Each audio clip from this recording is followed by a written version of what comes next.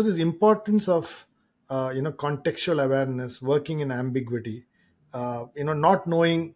I think you use a very interesting thing about the difference between a compass and a map, Yes, right? yes, yes. And most often, it's important to be ready to handle a compass and not a map, right? If you are working in such organizations. So for somebody who's in engineering, I know you don't like the word tech, okay? So Mm. so in engineering, somebody who's building a product, who's in who's building technology, if I were to call it, uh, how is it important to have a compass mindset and not a map mindset? Right. Nice. I'll clarify what I meant by compass and the map. Uh, it comes from that silly story I read when I was a kid at school about two fools. One is giving directions about how to come home, and that person says there'll be a buffalo lying down on the street. At that point, turn left. But the buffalo has moved on. This person is still looking for that buffalo and hence gets lost. Right? So that's the difference between a compass and a map. The earth is shifting under us. Mm. Even before we learned ChatGPT 4.0 has come. Mm. And things are changing as we speak. Students come to us, parents come to us, and they ask us, what are the books recommended? What is the curriculum? Where is it printed? What books? And I tell them, again, only half jokingly, we do not believe in books because if it is printed, it might already be obsolete. Mm. That's how fast things are changing. Huh? Imagine somebody printing a book that says Chat GPT for Dummies. Mm. That will be obsolete before the book comes to Higginbotham's. Mm. It has to be a web page, a document that is constantly updated. That's the only chance it has got of being really useful, right? So that's the context of the compass versus maps, and it comes from Ito, an MIT professor. I forget his full name.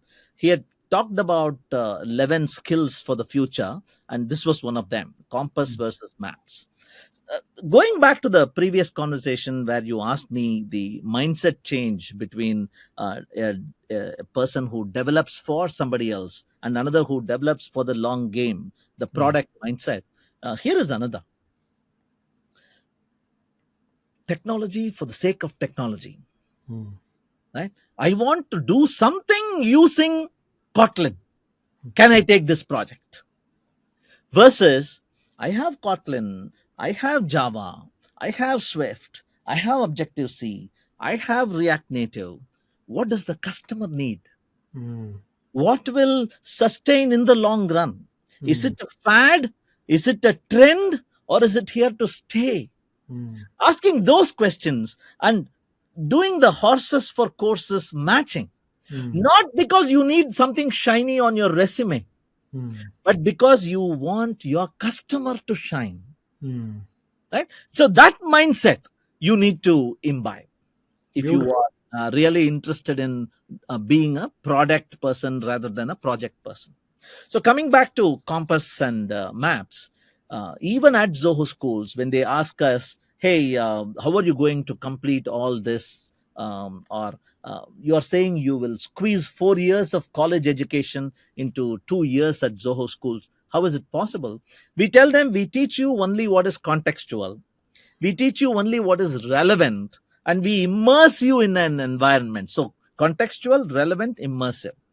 And we tell them the most important thing you're going to learn here is only one thing: how to learn on the go, Mm. right?